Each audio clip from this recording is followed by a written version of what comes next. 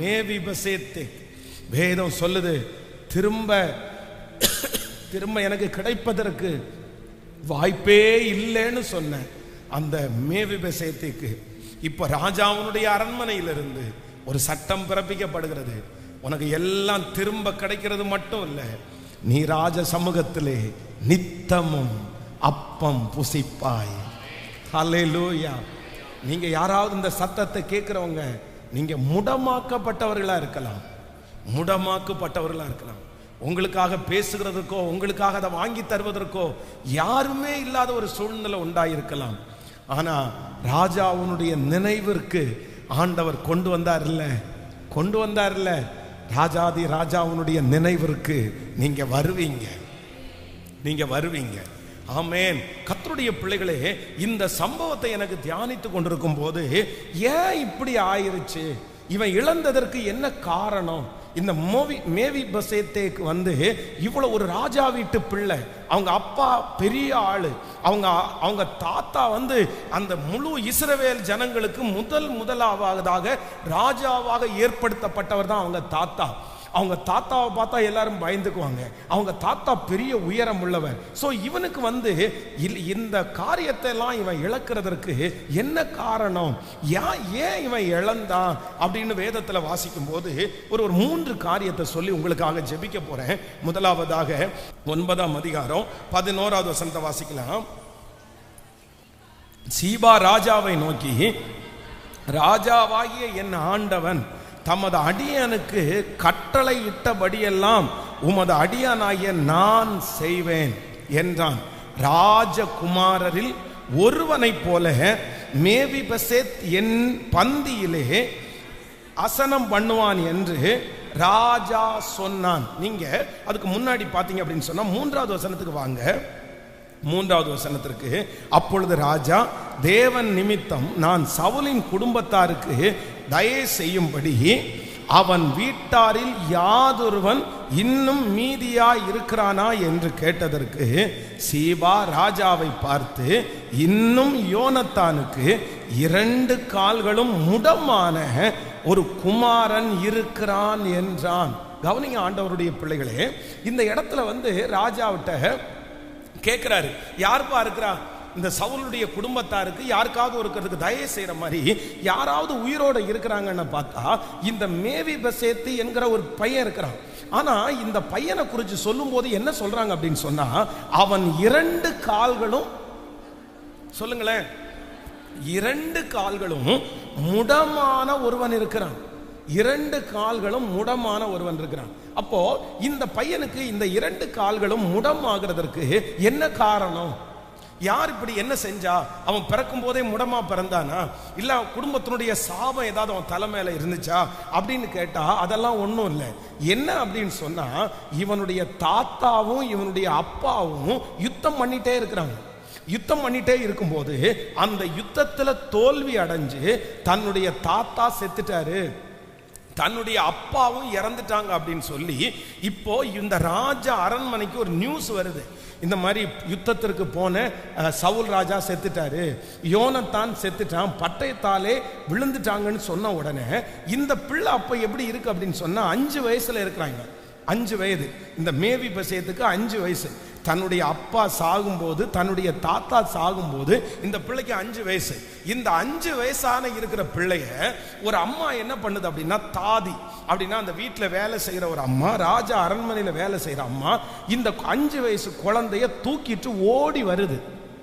ஓடி வரும்போது இந்த தாத்தாவும் அப்பாவும் செத்துட்டாங்கன்ற செய்தியை கேட்ட உடனே ரொம்ப ஷாக் ஆகி தன்னிடத்துல இருந்த குழந்தைய அப்படியே கீழே விட்டுட்டாங்க. அது அவங்க கையிலிருந்து விழுந்துச்சு அப்படின்னு வேதம் சொல்லுது.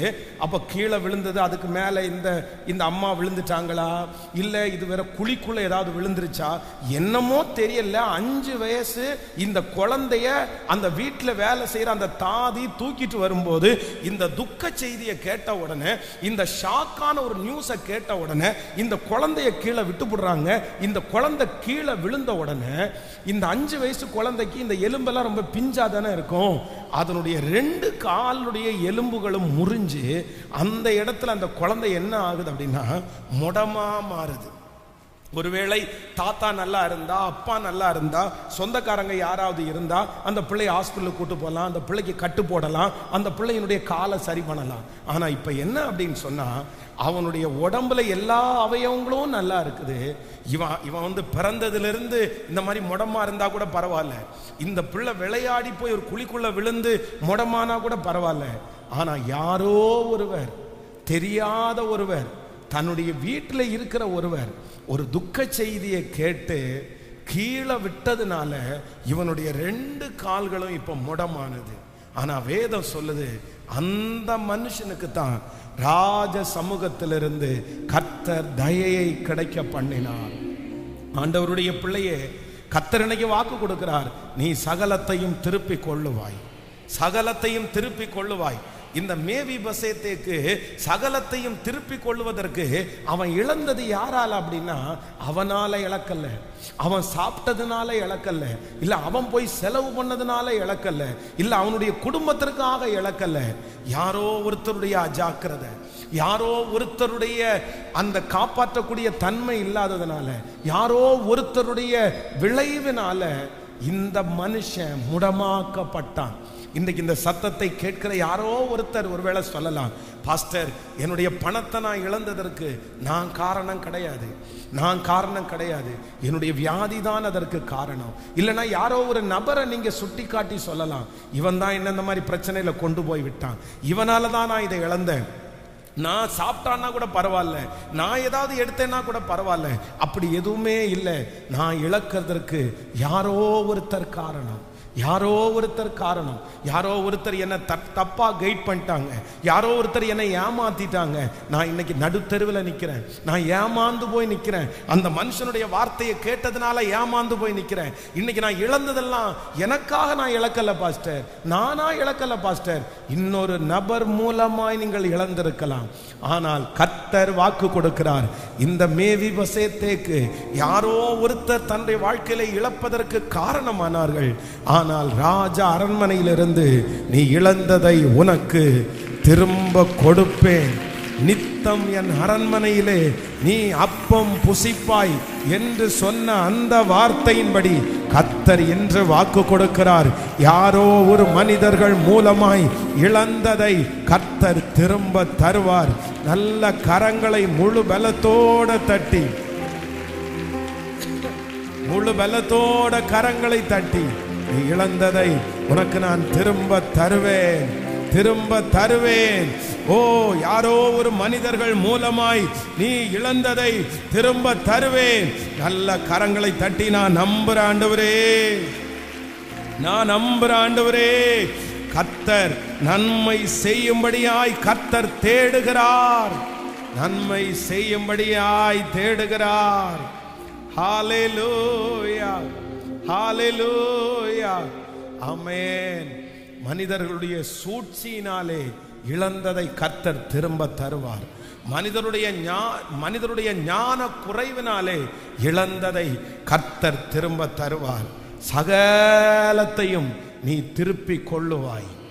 உங்களுக்கும் அந்த இழந்ததற்கும் சம்பந்தமே இல்லாத யாரோ ஒருத்தருக்கு இது தீர்க்க தரிசனமான வார்த்தையா இருக்கலாம், இது தீர்க்க தரிசனமான வார்த்தையா இருக்கலாம். பாஸ்டர், எனக்குன்னு எதுவுமே நான் எடுத்துக்கல பாஸ்டர், எனக்குன்னு எதுவுமே எடுத்துக்கல, நான் இந்த மாதிரி வார்த்தையை 100% நம்பினது தப்பு பாஸ்டர், இப்பதான் நான் உணர்றேன்.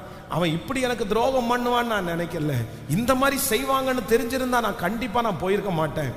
ஆனா இந்த மாதிரி ஒரு நிலைமைக்கு ஆளாக்குனது இந்த பர்சன், இந்த நபர் அவங்க நல்லா இருக்காங்க, அவங்க சந்தோஷமாயிட்டாங்க, அவங்க என்னை இப்படி முடமாக்கிட்டு அவங்க வேலையை அவங்க பார்க்க ஆரம்பிச்சிட்டாங்க. ஆனா கர்த்தர் வாக்கு கொடுக்கிறார், மனிதர்களாலே நீங்கள் இழந்ததை கர்த்தர் உங்களுக்கு திரும்ப தருவார். நீங்க ஏமாந்து இழந்ததை கர்த்தர் திரும்ப தருவார். நம்புறவங்க முழு பலத்தோடு எஸ் எஸ், இது நடக்கும், இது நடக்கும், இது எழுத்தின் பிரகாரமாகவே நடக்கும், இது அப்படியே நடக்கும்.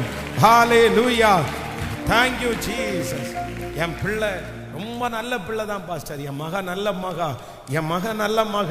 ஆனா ஒரே ஒரு பர்சன் கூட இருந்து பேசி அவனை திசை திருப்பி அவங்க வழியை மாற்றி இப்போ என் பிள்ளை எல்லாத்தையும் இழந்துட்டு இருக்குது, என் மகன் எல்லாத்தையும் இழந்துட்டு இருக்கிறான், நான் என்ன பண்ணுறேன்னே தெரியல. நான் நம்புறேன் அந்த மாதிரி இழந்த யார் இருந்தாலும் ராஜா அவனுடைய சமூகத்திலிருந்து ஒரு கட்டளை புறப்படுகிறது, ஒரு வார்த்தை புறப்படுகிறது. எங்கிருந்தால் அவனை கூட்டிட்டு வாங்க, அவன் நித்தம் என் சமூகத்தில் அப்பம் புசிப்பான். அவன் நித்தம் என் ஹல்லேலூயா, நித்தம் என் சமூகத்தில் அப்பம் புசிப்பான். உங்களுக்குள்ளது மக்கள் திருடினது, வஞ்சிச்சதை கர்த்தர் திரும்ப கொடுக்க போகிறார், திரும்ப கொடுக்க போகிறார். கரங்களை தட்டி முழு பலத்தோடு ஆமென், ஆமென், ஸ்தோத்திரம்.